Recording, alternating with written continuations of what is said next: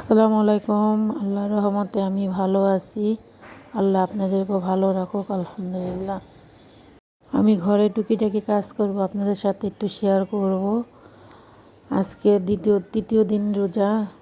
রহমতের মাস একে একে চলে যাচ্ছে। আমি এখন বারান্দাটা সুন্দর করে পুছে ফেলব। রোজার দিন খুবই ভালো একটি দিন আমাদের থেকে হারিয়ে যাচ্ছে।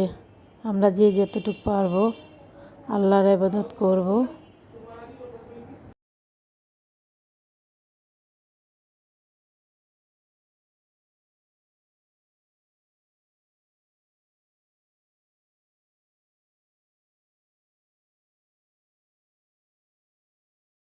যদি বেঁচে থাকি আগামী বছর আবার এই দিনটা পাবো, জানি না কি পাবো কি না। তারপরও চেষ্টা তো ত্রুটি রাখবো না। যত বেশি পারবো আল্লাহর ইবাদত করব আমরা। আর পাশে পাশে নিজের ঘরের কাজটাও করতে হবে। আমি এখন বিছানাটা উঠিয়ে ফেলবো।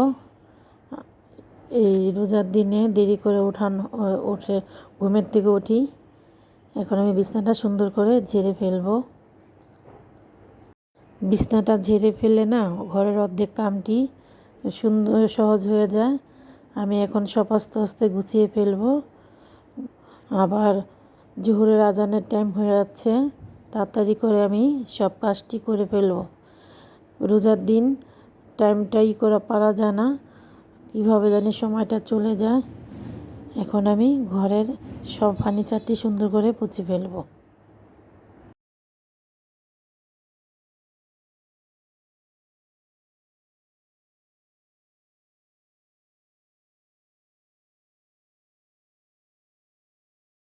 যত ব্যস্ত থাকি আমার ঘরের ফার্নিচার পুছতে হবে। আর প্রতিদিন পুছে রাখলে না ফার্নিচারটিও ভালো থাকে আর জিনিসেরও যত্ন হয়ে যায়। যত্ন করলে জিনিসের খুবই ভালো থাকে। আমাদের জিনিস আমাদের যত্ন করতে হবে, কিন্তু যত্ন না করলে কোনো জিনিসই টিকসই হয় না এবং কি ভালো হয় না।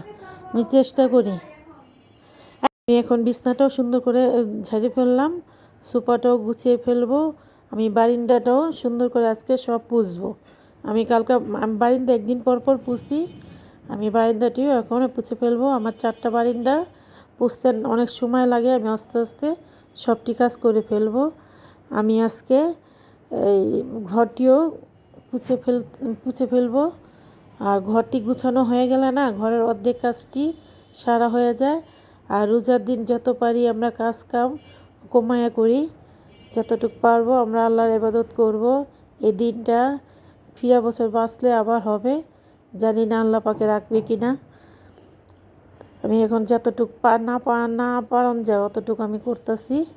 আমি ঘরটা এখন এক সাইড পুছে ফেলছি, বারিন্দা। এখন আমি ঘরটা সুন্দর করে পুছে ফেলবো।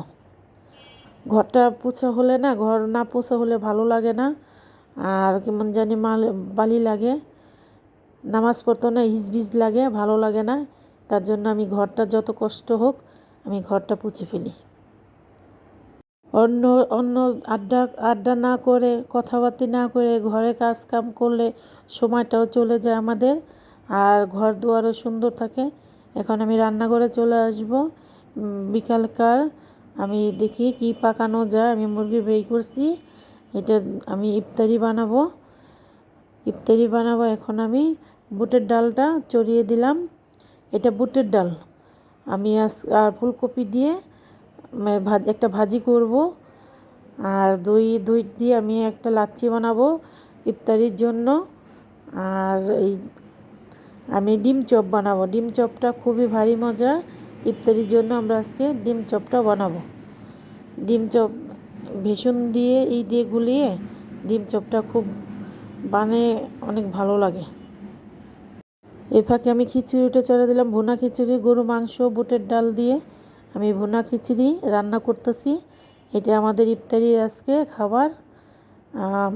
ইফতারির জন্য এটা রান্না করতেছি। কাজ কাম করা হলো, আমাদের রান্না বান্না হলো। এখন ইফতারির জন্য সব কিছু আমি আয়োজন করে নিচ্ছি। ফলটিও কেটে ফেললাম। আমার বাবার বাড়ির থেকে ইফতারি আনছে, এই ইফতারিটাও আমি এখন করব। আমরা সবাই মিলে এখন ইফতারিটা খাবো। এখানে বেগুনি সব ঝাল পরোটা আছে, কিমা আছে,